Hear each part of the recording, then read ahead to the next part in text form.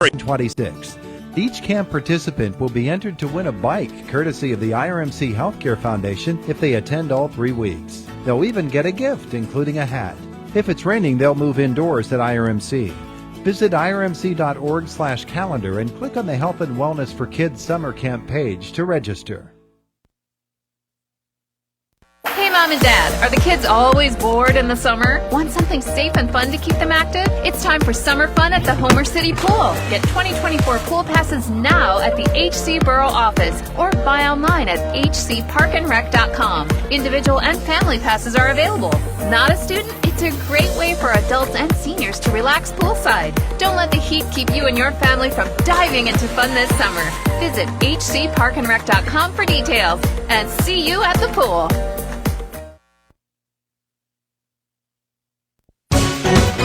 The First Commonwealth Community Calendar is on the air, and now it's online too. That's great news for WCCSradio.com. You can view the First Commonwealth Community Calendar anytime you want at WCCSradio.com. The First Commonwealth Community Calendar has events, dinners, concerts, and more. See everything that's happening in the area all in one place. Plan your day, your week, your month by viewing the First Commonwealth Community Calendar at WCCSradio.com. First Commonwealth Bank. Time to be first. 12 minutes after 8 o'clock, it is the voice of Indiana County, WCCS 101.1 FM, AM 1160, and WCCSradio.com. Good morning, and thanks for being with us on what is a beautiful day today. I know the folks at Hopewell Church won't mind if it's like this on Sunday, will you? That would be great. That would work out, wouldn't it? In the studio with us this morning, Bill Hebenthal, Katie Chapla, Amy Amino, as we talk about the Spring Festival at Hopewell. You guys were here last year, I recall. Our conversation brought to you by Marcus & Mack, voted best personal injury law firm in the Best of Indiana County contest. Marcus & Mack, a law firm representing injured people. Katie, what you got going on? So we were here, as you said, in the fall to talk about the Fall Fest, and it was such a success we decided to bring it back for the spring to do our first annual Spring Fest. Mm-hmm. It will be this Sunday at Hopewell Church.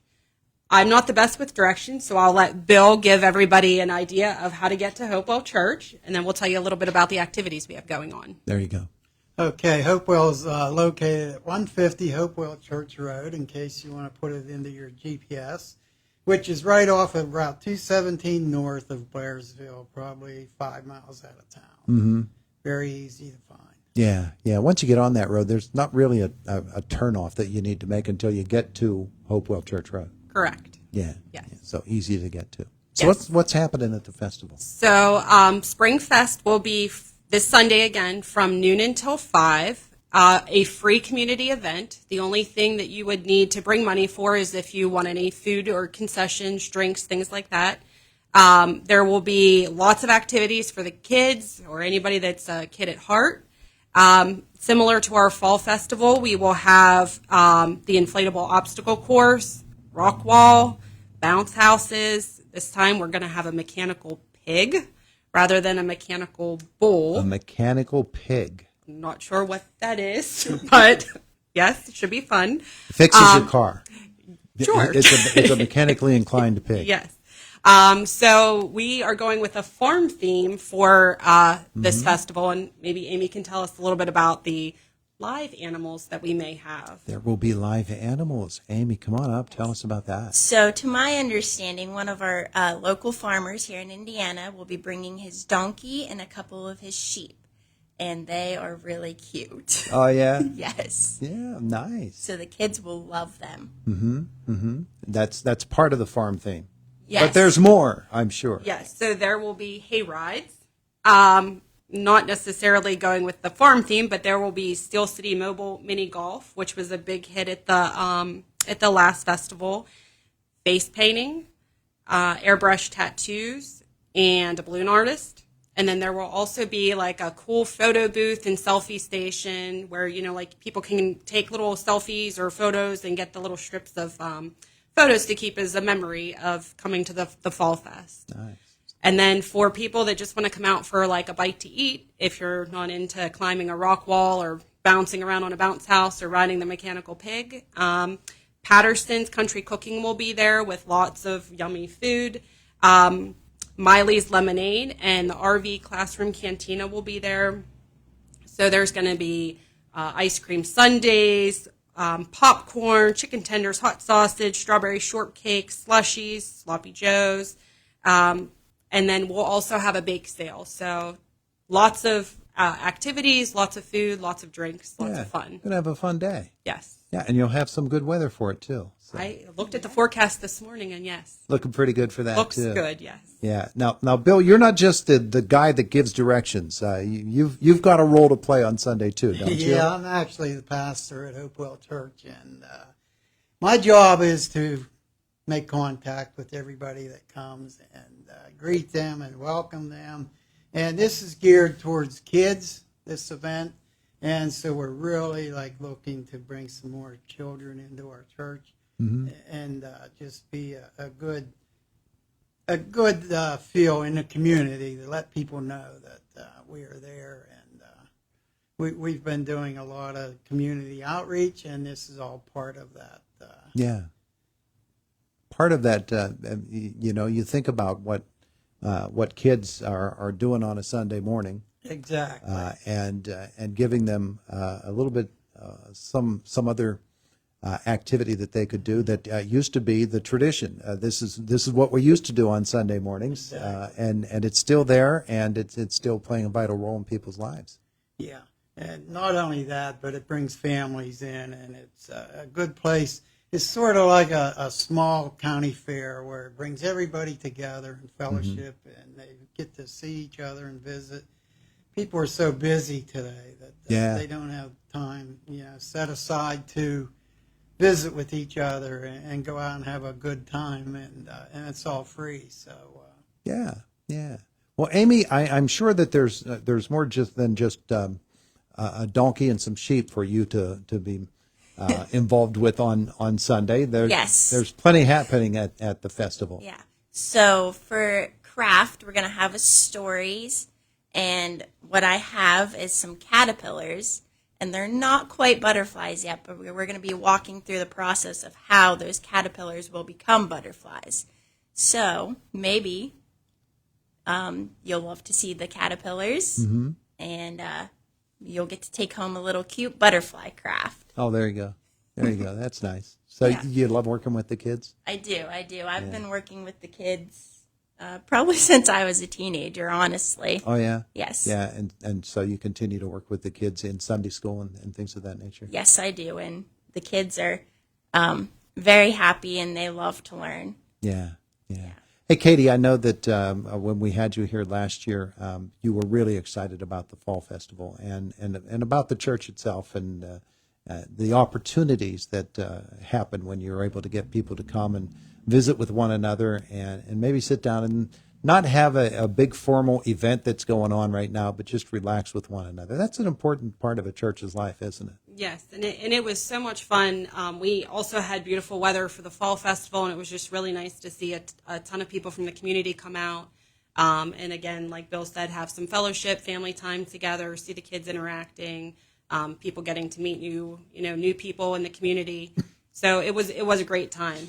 Really looking forward to it again for the Spring Fest. Hopefully, this is our first Spring Fest. Hopefully we can continue the tradition like we do for the fall. Yeah. And one thing that I don't think I mentioned is there's going to be, I believe, karaoke too for the kids. yes. Oh, yeah. Kids karaoke. Kids karaoke, yes. I don't think I mentioned that the last time, but that is something new that we are trying. Again, just a dance party for the kids, and kids can go up and sing their favorite song. I believe Bill's sister is going to be helping with that. So, again, great time for everybody. And if Amy wants to mention, too, about VBS this summer, that will be our next event coming up. We possibly will be back, hopefully, to talk to the community a little bit more about that coming up in June. But just real quick, I don't know if you want to give a preview of what the theme is. So it is Wonder World, and it's talking about God's amazement park, which is his creation. And it's going to be like a carnival theme. And we're just excited to have the kids there. We will be feeding them dinner at 5:30, and then VBS will start from 6, and it'll end at 8. And we're going to have a really fun Friday evening. We can't share the details yet, but soon we will. Okay, so what's the date for that? So that is June 17th through the 21st. Okay. Yes. And can kids sign up now?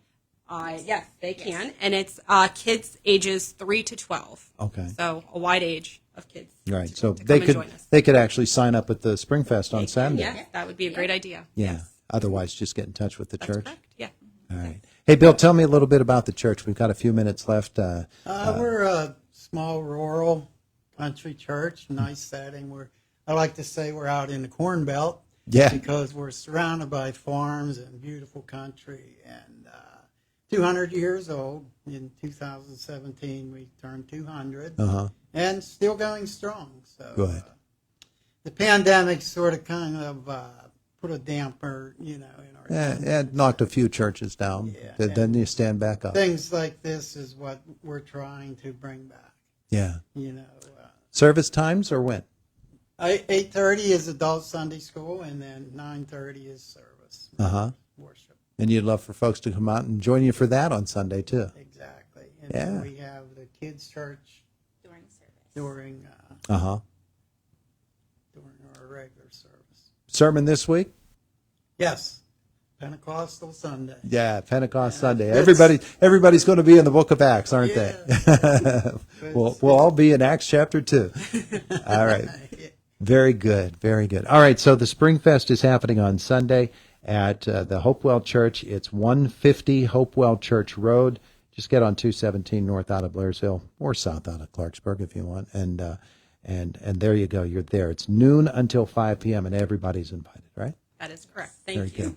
Hey, thanks all for coming in. We appreciate it. Thank you for having us. It is the voice of Indiana County. It's WCCS 101.1 FM, AM 1160, and WCCSradio.com. 23 minutes after 8 o'clock. And got to get the health cycle in here. Sarah Lee Kessler has the health beat.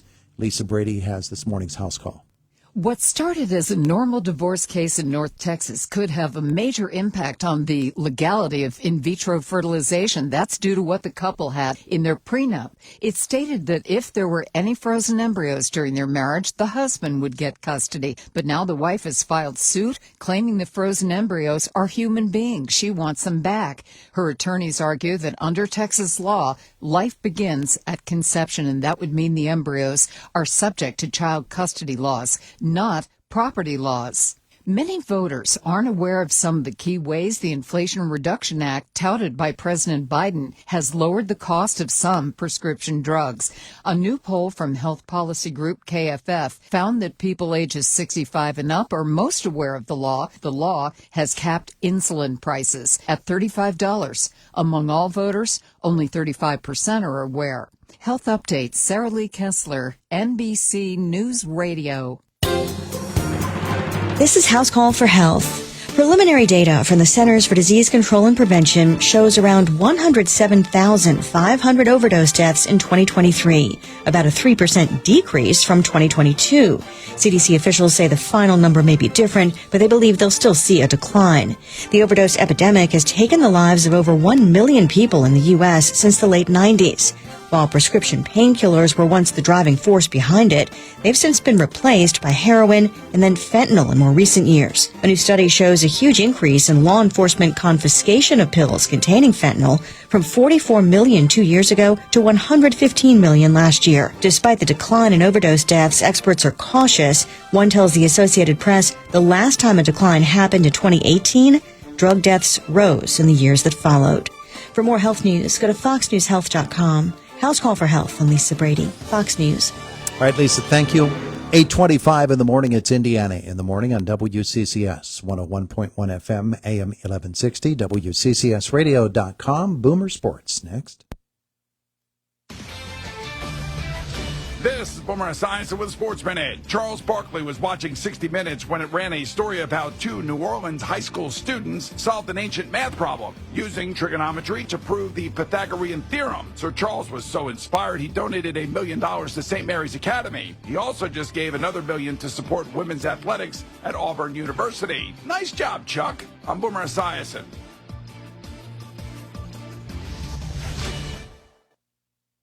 Looking for a new show to dive into? Well, go to Hulu and see what's new, because Hulu has